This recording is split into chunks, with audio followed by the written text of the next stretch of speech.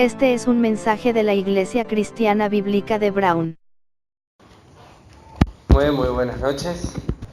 Realmente es hermoso haber podido estar en este tiempo proclamando, anunciando el mensaje de salvación, el mensaje de la palabra de Dios, lo que la palabra de Dios hace a nuestras vidas, en nuestros corazones. Y que evidentemente todo lo que el creyente necesita para su vida cristiana, valga la redundancia, ¿no es cierto?, es la palabra de Dios.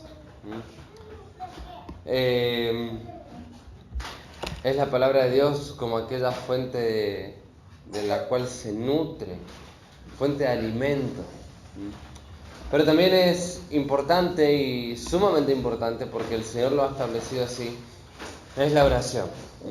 Hemos estado viendo acerca de la oración, hemos hablado un poquito sobre la confesión del pecado y cómo para el Señor es sumamente importante esto. Él lo ha establecido en su palabra y lo ha dejado claramente en su palabra expresado para que nosotros entonces no minimicemos el pecado, ni le cambiemos el nombre, ni lo tratemos como algo indiferente o con indiferencia, sino que lo veamos al pecado así como Él lo ve. Hemos hablado 4 cosas principalmente el miércoles pasado acerca de la confesión, y que tiene la palabra en el original de 1 de Juan 1:9 es homologeo, ¿sí? Homo, que quiere decir, y logeo lo mismo. Al revés, ¿sí? Es al revés. Homo es lo mismo, logeo es decir, ¿sí? Decir lo mismo. O ponerse de acuerdo, ¿sí? Hemos observado 4 cosas que involucra la confesión con aquel verdadero arrepentimiento. Habíamos dicho que es decir lo mismo que Dios dice del pecado. En segundo lugar, habíamos visto ver como Dios ve el pecado. En tercer lugar, juzgar al pecado con el mismo juicio que Dios lo juzga. ¿Cuál es ese juicio? La cruz. Es la cruz. Y en cuarto lugar, al ir a la cruz nos lleva consecuentemente al arrepentimiento, que esto es sin lugar a dudas un cambio en la mente, un cambio en el corazón. Y vamos a desarrollar algunas cositas más respecto a este tema. Vamos a ver básicamente acerca de el fruto del arrepentimiento, cómo afecta en nuestro estilo de vida. Afecta en nuestro estilo de vida, es decir, en nuestro vivir. Así que vamos a orar para después ya ir directamente al texto de la palabra de Dios. ¿Sí? Amado Señor, te damos las gracias por esta noche, gracias por cada uno de los hermanos aquí que podemos estar juntos para poder compartir el tiempo, esta reunión de oración y este tiempo tan especial que podemos disfrutarlo frente a tu palabra. Y queremos rogarte a que tu palabra alumbre, a que seas tú quien estés iluminando nuestro entendimiento. Señor, con respecto al tema que ya hemos comenzado a estudiar, y podemos volver a decir, Señor, si hay algún pecado en nosotros, si hay algún pecado en nosotros como iglesia, lo cual está estorbando y está haciendo algo que verdaderamente detiene tu obra. Que nos des la luz, Señor, para poder confesártelo y poder entonces cambiar. Y Padre, así también en lo personal y en cada uno de nosotros, como hijos tuyos, queremos agradarte en todo y no lo decimos meramente de palabra. Queremos vivir vidas íntegras ante tus ojos. Por eso te pedimos que tú nos hables, a que nos redargullas, a que nos enseñes, nos exhortas y a que nos hagas caminar conforme a tu verdad que está en Cristo Jesús. Te pedimos todas estas cosas en el nombre de Jesucristo, nuestro Salvador. Amén. Vamos a ir a un texto ahí en Hebreos, capítulo 12.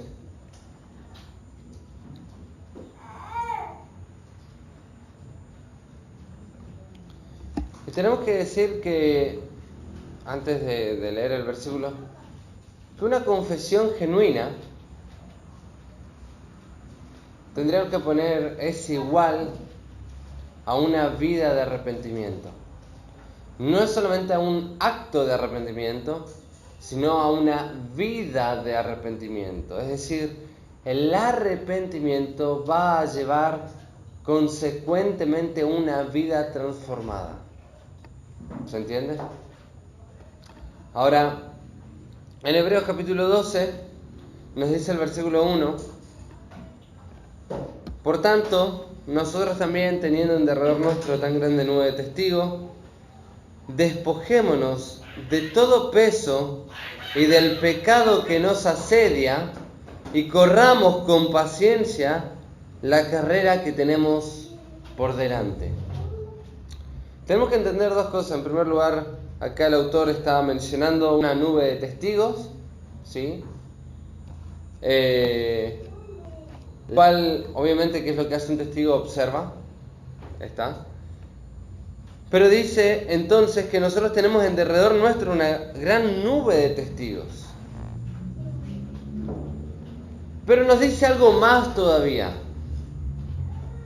Dice ahí: despojémonos de todo peso y del pecado.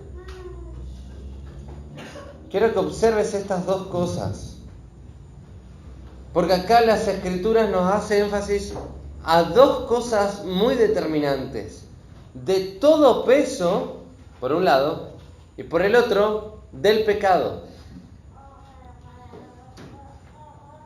Y dice que del pecado que nos asedia, y corramos con paciencia la carrera que tenemos por delante. Esta palabra todo peso, esa palabra peso es estorbo. Es estorbo. Es como algo que te va haciendo doblegar o te va encorvando por causa de la carga.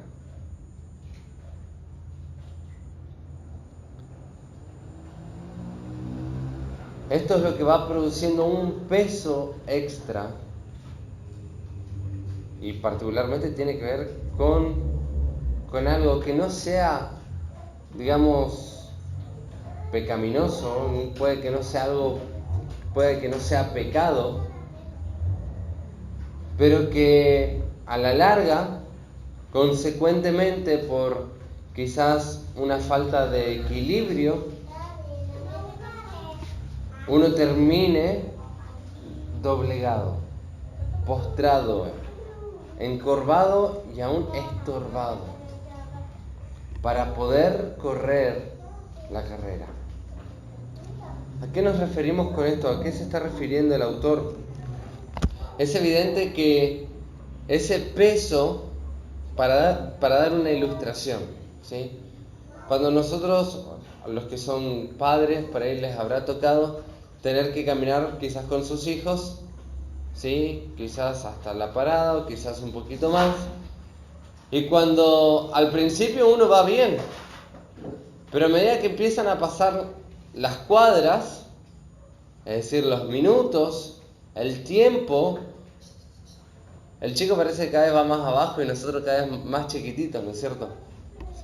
¿Por qué? Porque hay un peso que nos está asediando, hay un peso que nos está encorvando. Es decir, ¿es malo nuestro hijo? No. Es malo el peso que estamos llevando nosotros, porque no camina. Es decir, no está en el lugar correspondiente. Ahora, observa esto es simplemente una analogía, ¿sí? Dice acá las Escrituras de que puede haber algo que no sea malo en sí mismo, pero que nos puede estar estorbando en la vida cristiana.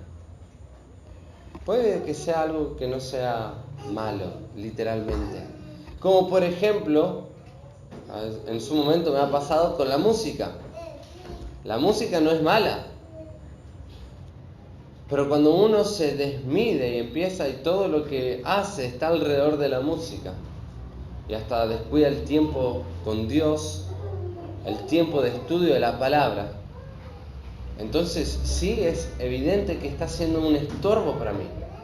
Lo mismo puede pasar con un deporte, lo mismo puede pasar con algún hobby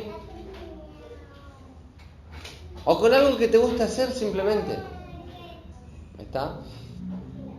Ahora, por eso dice acá, despojémonos de todo peso y del pecado que nos asedia.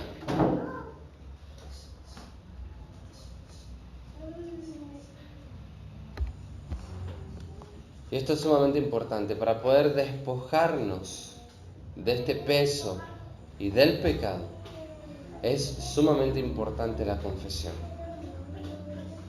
Pero observemos acá el texto que está involucrando una decisión del atleta, una decisión del individuo que está corriendo. Despojate de eso que te está asediando, de aquello que te está estorbando, no te está dejando avanzar como deberías avanzar.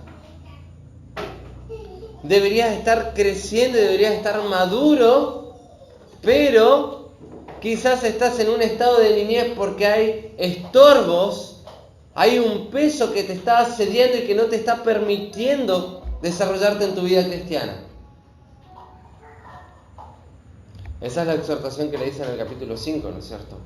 Debiendo ser ya maestros, tengo la necesidad de darles leche nuevamente. Había algo que los estaba estorbando. No era un pecado específico, o mejor dicho, no era un pecado en sí, como decir, eran ladrones, sino que eran cosas que estaban atesorando en su corazón, que habían pasado en lugar de Dios, o al lugar de Dios, o le daban más importancia que a la misma palabra de Dios. Entonces, eso se convirtió en su estorbo para no crecer. ¿Cuántos hermanos muchas veces hay que se ven detenidos o estorbados en su crecimiento a causa de su amor al dinero?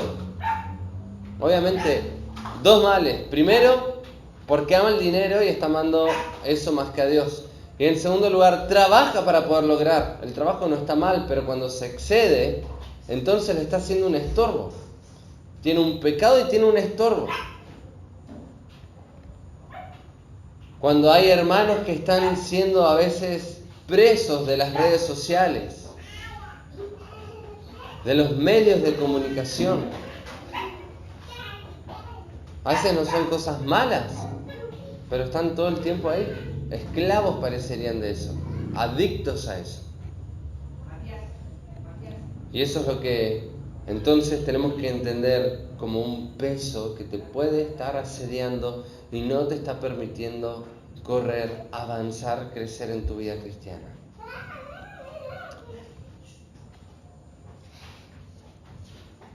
Ahora vamos a ir al Salmo 51.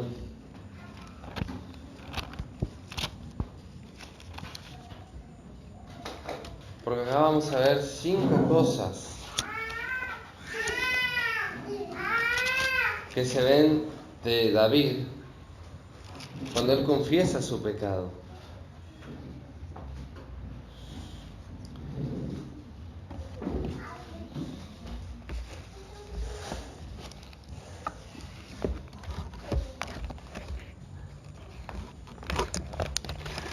Vamos a leer primeramente el texto, vamos a leer algunos versículos. Primero los 2 primeros versículos del Salmo 51 dice: Ten piedad de mí, oh Dios, conforme a tu misericordia, conforme a la multitud de tus piedades, borra mis rebeliones.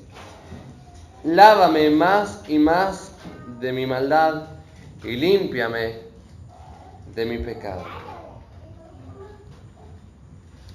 Fíjense que acá David utiliza dos palabras que a veces lo queremos poner como sinónimos, pero no son sinónimos. En primer lugar, dice: ten piedad de mí, oh Dios, conforme a tu misericordia, conforme a la multitud de tus piedades, borra mis rebeliones. También se puede traducir como transgresión. La palabra en el hebreo se leería algo así como pesaj, ¿sí?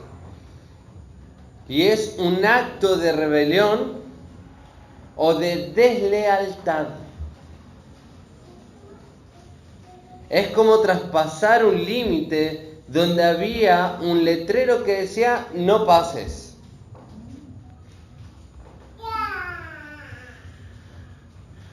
Esta palabra rebelión entonces es un acto de rebelión o deslealtad. Rebelión o transgresión. Aparece después como transgresión también en el mismo Salmos. Ahora, en primer lugar, en estos dos primeros versículos, vamos a ver en todo este Salmo 51 el modelo, por así decirlo, del arrepentimiento. ¿Qué es lo que hace?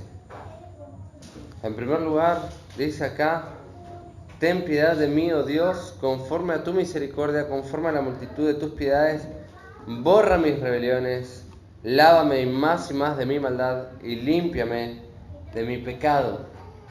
Y esto es la oración propiamente dicha del arrepentimiento. David clama a Dios por su piedad. Él se da cuenta del estado en el cual él estaba. Él se da cuenta que su pecado no había sido oculto a los ojos de Dios, a pesar de que él había hecho toda una historia y a pesar de que él mismo quizás se había creído su propio cuento, su propia mentira. Pero cuando Natán va a reprender a David, entonces él se da cuenta que su pecado no estaba oculto a los ojos de Dios. Y entonces dice acá: ten piedad de mí. Se da cuenta que necesita de la misericordia y de aquel Dios piadoso que se compadece de la miseria del hombre. Luego, los versículos del 3 al 6, vemos la confesión del pecado, ya que el pecado impide la bendición. Dice: porque yo reconozco mis rebeliones, y mi pecado está siempre delante de mí. Contra ti solo he pecado, y he hecho lo malo delante de tus ojos, para que seas reconocido justo en tu palabra y tenido por puro en tu juicio. He aquí, en maldad he sido formado, y en pecado me concibió mi madre. He aquí, tú amas la verdad en lo íntimo, y en lo secreto me has hecho comprender sabiduría.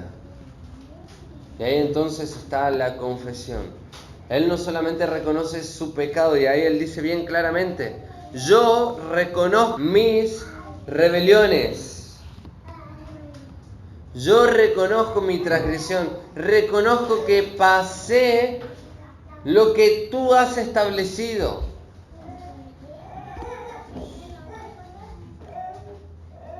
Y mi pecado está siempre delante de mí, dice. Es decir, a su conciencia él estaba plenamente consciente. Vale la redundancia.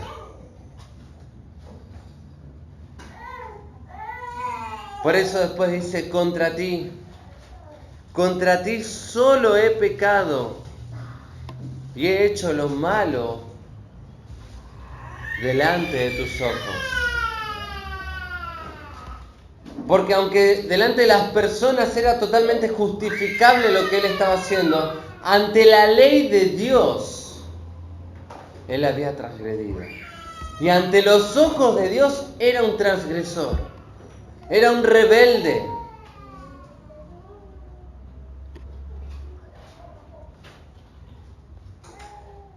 Ahora, qué interesante, porque él confiesa y dice: contra ti solo he pecado y he hecho lo malo delante de tus ojos, para que seas reconocido justo en tu palabra.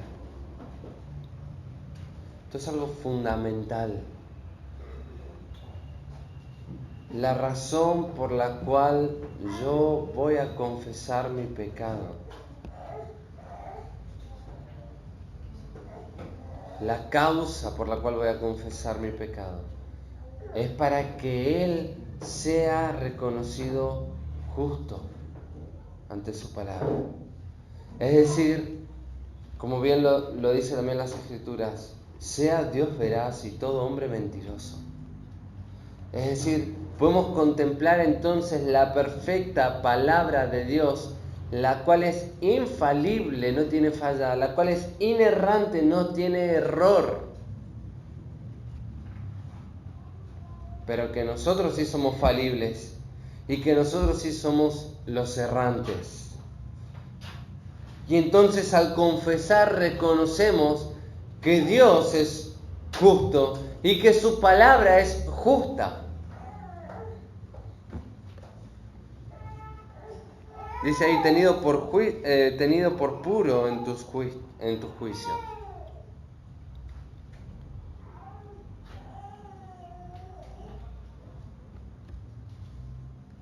Ahí entonces David confiesa su pecado, porque sabe que el pecado impide la bendición del Señor.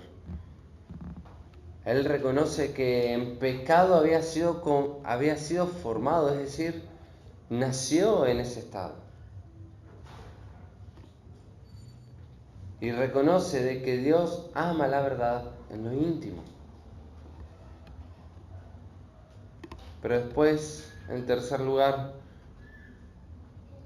la oración de restauración. David quiere que el Señor lo restaure. David quiere que el Señor lo restaure. Y sabe que esto no es un acto instantáneo. Sabe que Dios tiene que obrar en su corazón. Y dice el versículo 7 al 12: Purifícame con hisopo y seré limpio. Lávame y seré más blanco que la nieve. Hazme oír gozo y alegría, y se recrearán los huesos que has abatido. Esconde tu rostro de mis pecados y borra todas mis maldades. Crea en mí, oh Dios, un corazón limpio y renueva un espíritu recto dentro de mí. No me eches de delante de ti y no quites de mí tu Santo Espíritu. Vuélveme el gozo de tu salvación y espíritu noble me sustente. David, al pedir una restauración, está clamando acá no solamente a que su pecado sea borrado ante los ojos de Dios, sino que en su corazón Él sea íntegro. Y por eso es la oración de restauración. Porque siempre cuando uno peca, entra en un camino descendente del pecado. Y un pecado te lleva a otro. Y una cosa mala a otra. Ahora, fíjate el versículo 10, dice: Crea en mí, oh Dios, un corazón limpio y renueva un espíritu recto dentro de mí. Observad acá que David le dice entonces que Dios genere algo en él. O mejor dicho, podríamos decir, regenere algo puro. Porque él se da cuenta que su corazón está torcido. Entonces le dice: crea en mí, oh Dios, un corazón limpio. Señor, quiero tener un corazón limpio ante tus ojos. Y dice acá: y renueva un espíritu recto dentro de mí. Es decir, que tenga ese amor por la rectitud. No solamente por ver las cosas rectas, sino por hacer las cosas rectamente.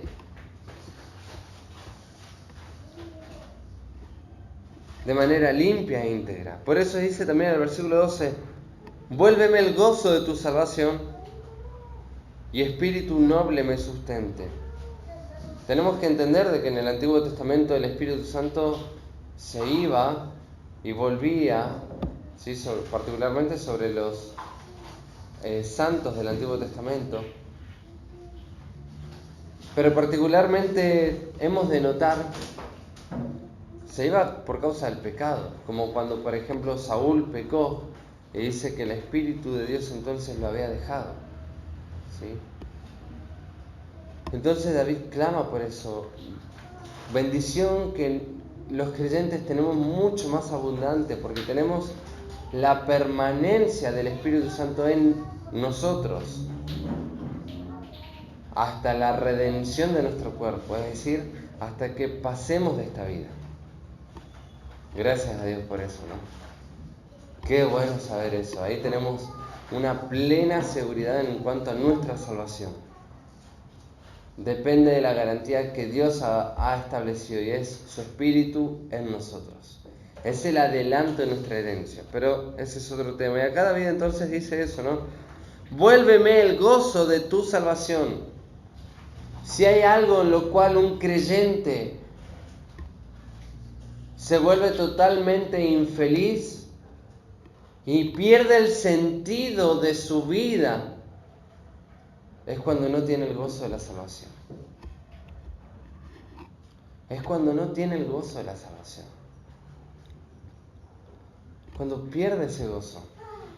¿Y ese gozo por qué se pierde? Por el pecado, mis queridos hermanos. Se pierde por el pecado, no por otra cosa. Uno dice, pero ¿por qué yo no siento ese amor y esa pasión y el gozo de poder vivir para el Señor? No es que se te pasó el primer amor como muchos dicen, malinterpretando las Escrituras. No. Es por pecado. Y por pecado sin confesar. Porque cuando uno entonces se examina ante el Señor, ante la presencia del Señor en oración y confiesa su pecado, te vas a dar cuenta que el gozo de su salvación y del perdón que tenemos en Cristo vuelve inmediatamente y rebosa.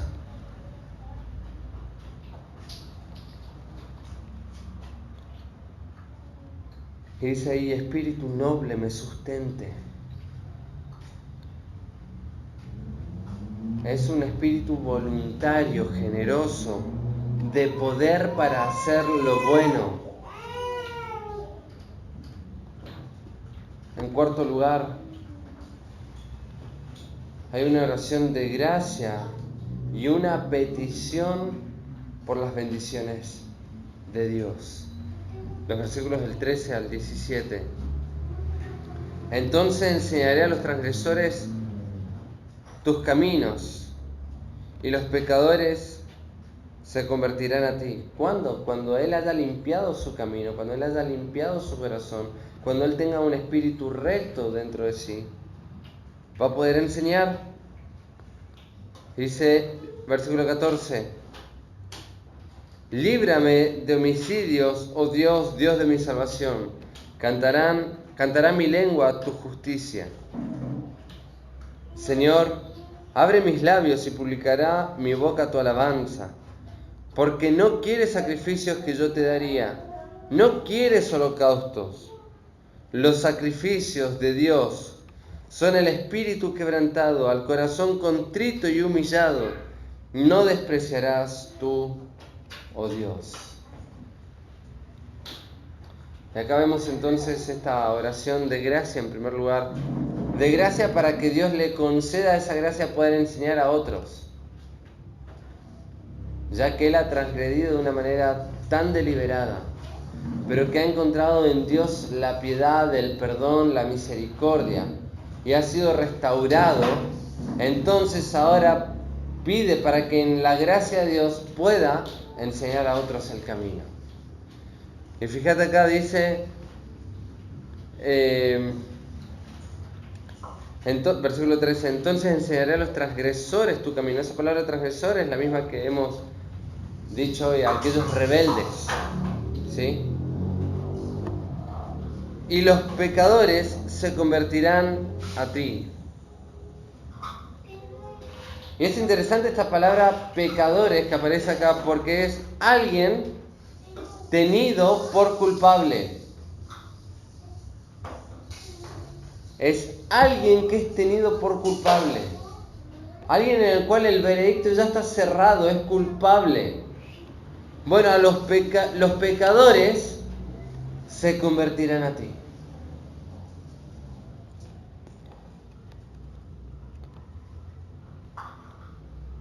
Para avanzar un poquito más, versículo 17 dice, versículo 16,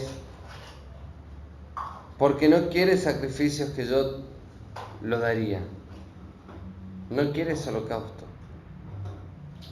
Los sacrificios de Dios son el espíritu quebrantado. Al corazón contrito y humillado no despreciarás tú, oh Dios. Podríamos decir de que aquí está el eje de todo este salmo. ¿Por qué la oración de David fue oída? Porque él no trató de ocultar. Él no cambió de nombre su pecado, su transgresión, su rebelión. Pero observa acá que dice los sacrificios de Dios son. Es decir, aquello que Dios está deseando del ser humano es esto. Son el espíritu quebrantado. Esa palabra quebrantado es derribado. Está humillado. No puede sostenerse. Está postrado.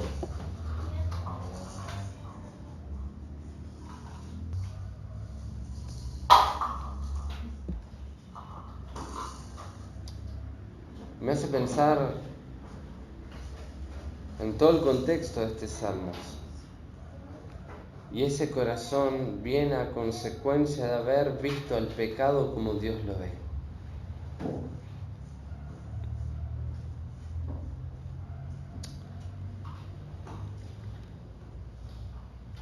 Y cuando vemos el pecado como Dios lo ve, entonces uno queda verdaderamente quebrantado, uno queda derribado. ¿Qué es lo que vas a poder levantar tu mirada a los cielos? Vas a poder hinchar tu corazón y decir, mira Dios, todo lo que hago, hice mi devocional, estoy cumpliendo con esto, voy a la iglesia. Un corazón quebrantado, queda desplomado.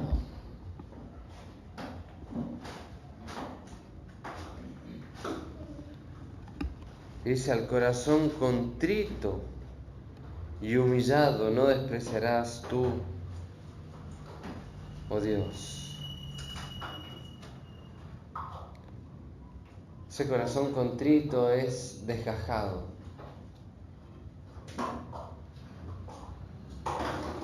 Es decir, es la figura cuando se saca literalmente un gajo de un árbol, ¿no? ¿Sí? Y queda sentido. Y queda totalmente en debilidad.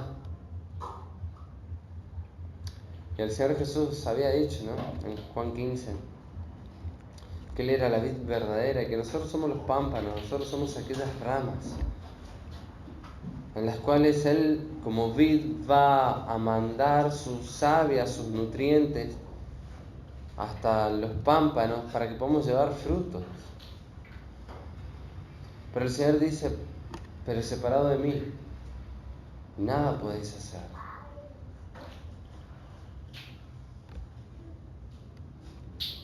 Ahora, cuando nosotros vamos entonces con un corazón desgajado, roto y humillado, ¿sí? Es decir, derrumbado, agachado, dice que Dios no lo va a despreciar.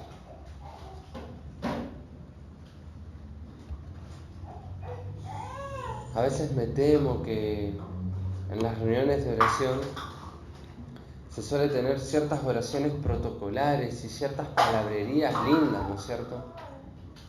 Y estamos tan lejos de un corazón quebrantado, de un corazón contrito, humillado ante el Señor. Y a veces estamos más preocupados por nuestras palabras, por cómo suena, que por llegar clamando sencillamente ante la presencia del Señor. Dicho en otras palabras, y llamándolo como Dios lo llama, eso es hipocresía. Y el Señor dice, no seáis como los fariseos hipócritas, que piensan que por sus palabrerías serán oídos. El Señor quiere este corazón. Es mejor quizás no decir nada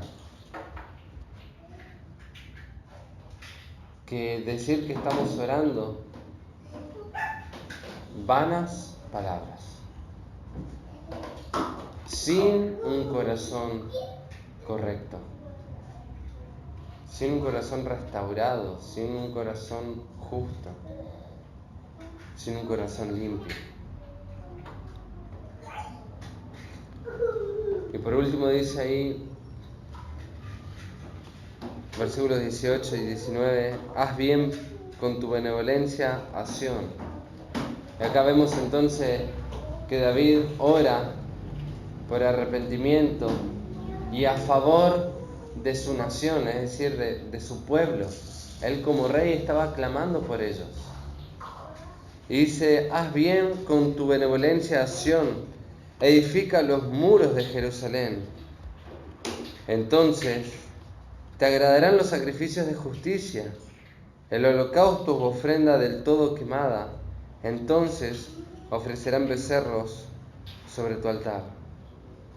¿Acaso no era que él no quería los sacrificios? No. Él no quiere un sacrificio liviano. Él no quiere un sacrificio sin el corazón correcto.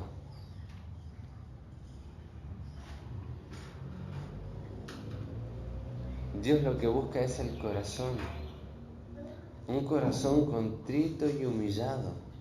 Un corazón quebrantado. Y como lo dice el Señor también en el profeta Isaías, miraré a aquel que tiembla ante mi palabra. Aquel que tiene un espíritu humilde. Si mal no recuerdo, Isaías 64 era. A ver. O 66. 66:2. Mi mano hizo todas estas cosas, y todas estas cosas fueron, dice Jehová. Pero miraré a aquel que es pobre y humilde de espíritu, y que tiembla mi palabra.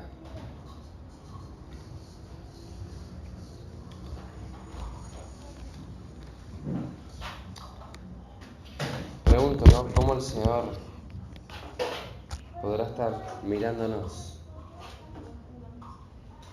¿Cómo el Señor te ve? ¿Cómo el Señor te ve? Y Él dice que mira a aquel que es pobre. Aquel que es pobre es aquel que no tiene nada que dar. ¿Sí? Aquel que es pobre y humilde de espíritu. Es decir, aquel que no se jacta de nada ante la presencia del Señor. Y dice, y tiembla ante mi palabra.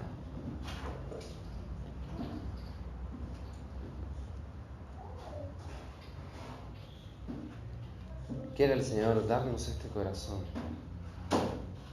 Un corazón contrito y humillado, quebrantado. Quiere el Señor darnos como iglesia la sensibilidad para que también frente al pecado no lo ocultemos, sino que lo confesemos en arrepentimiento y nos alineemos, nos ajustemos de acuerdo a la palabra de Dios. Y esto es algo que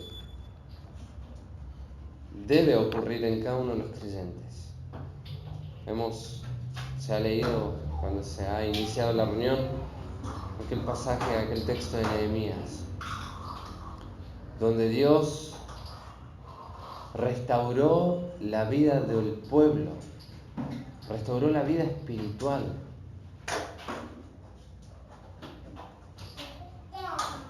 Donde los corazones han vuelto al Señor. Los corazones de toda una nación. Pero gracias a que ese volver fue personal y de cada uno. ¿Sabes qué? No pienses que Dios va a obrar de una manera extraordinaria sin una vida transformada, sin tu vida transformada. Y quería nuevamente leerles unas líneas del libro Avivamiento y Plenitud del Espíritu de Horacio Alonso, en la página 75, el último párrafo, y unas líneas más. Dice: no hay duda de que hay una purificación que se vincula directamente con el pecado de aquel cristiano que vive alejado del Señor. Pero también este pasaje pone el énfasis en que hay otra limpieza que tiene que ver con el crecimiento de aquel cristiano que vive en comunión con Dios. ¿Qué significa esta enseñanza sorprendente? Que cuando andamos en luz se iluminan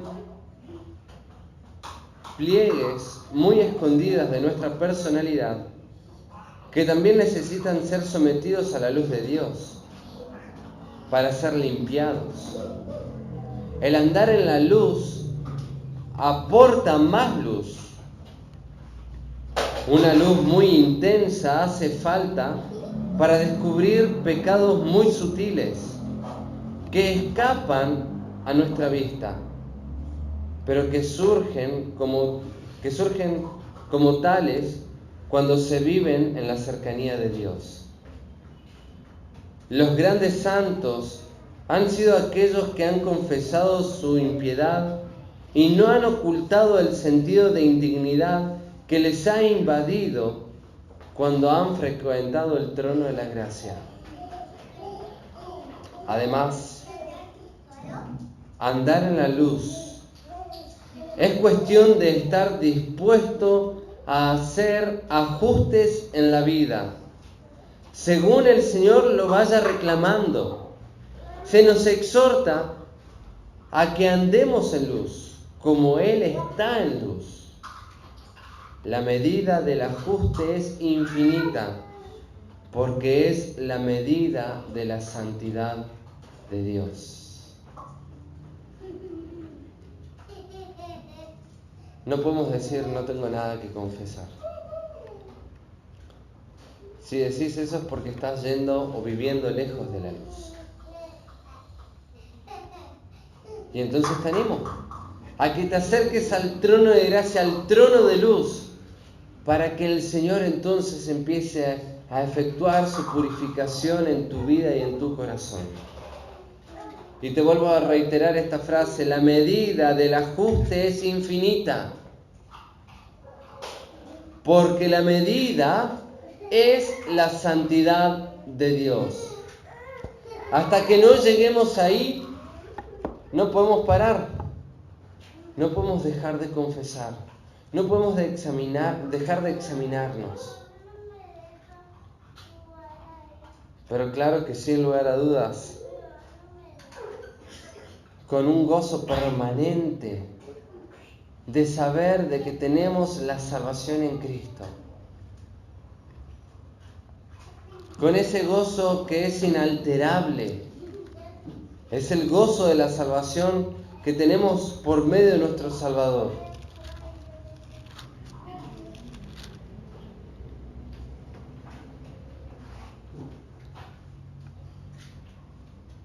Por supuesto que al entrar al trono de gracia, ¿qué es lo que vamos a hallar?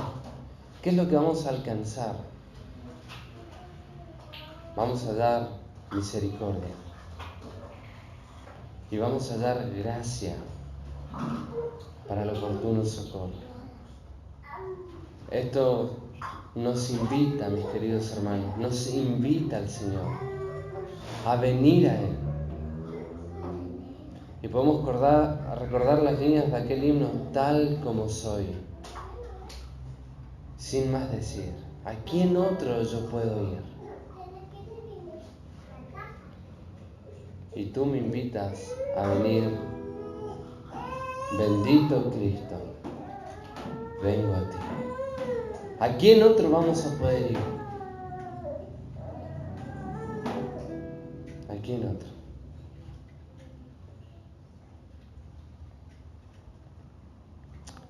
Y quiere el Señor entonces darnos la sensibilidad para no huir de su trono de gracia,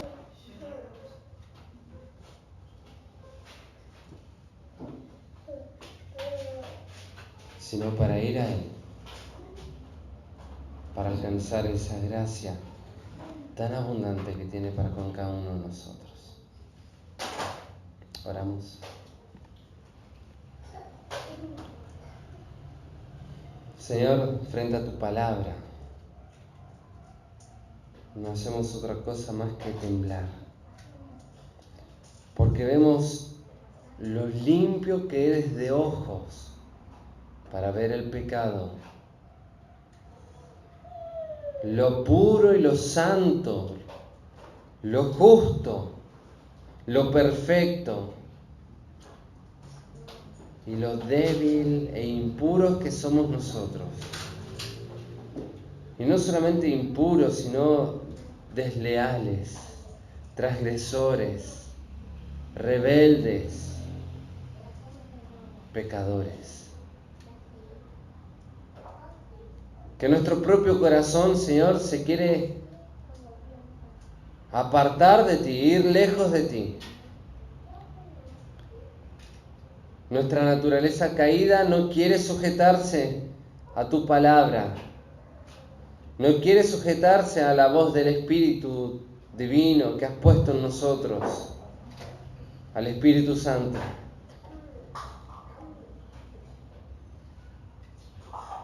Pero gracias te damos porque el Espíritu Santo es el que obra en nuestros corazones para poder presentarnos a ti, Señor, como un sacrificio vivo, santo, agradable, poniendo todo nuestro ser delante de tu altar para vivir conforme a tu voluntad, para comprobar tu voluntad, la cual es buena, es agradable y es perfecta, para no presentar ya nuestros miembros al pecado, sino presentarnos nosotros, nuestro ser, nuestro cuerpo, nuestras manos, nuestra mente, nuestros sentidos, a ti, Señor, como instrumentos de justicia, para servir al Dios vivo y verdadero. Porque con la sangre preciosa de Jesucristo nos limpias y nos has limpiado de toda nuestra iniquidad y nos limpias, Señor, en nuestro caminar, para que podamos servir con limpia conciencia, servir al Dios vivo y verdadero. Queremos, Señor, en esta noche humillarnos delante de ti, porque has tenido misericordia de nosotros, para que hoy, al exponernos a tu palabra una vez más, hables a nuestras vidas y nos transformes con una vida de arrepentimiento, una vida que te glorifique a ti. Te pedimos todas estas cosas y te damos las gracias, la gloria y la honra a tu nombre. En el nombre de Jesucristo. Amén.